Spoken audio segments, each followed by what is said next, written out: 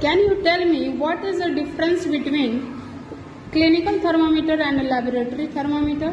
Of course, ma'am. I can explain the difference between clinical thermometer and laboratory thermometer. Explain about clinical and laboratory thermometer.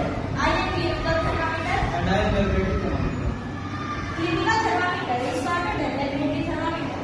And laboratory thermometer is longer than clinical thermometer. Clinical thermometer has a range between 35 degrees Celsius to 42 degrees Celsius and in Fahrenheit 95 degrees Fahrenheit to 110 degrees Fahrenheit.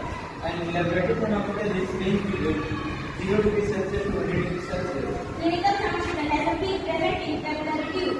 And laboratory thermometer is straight down and in. Clinical thermometer is removed from the body to read its temperature.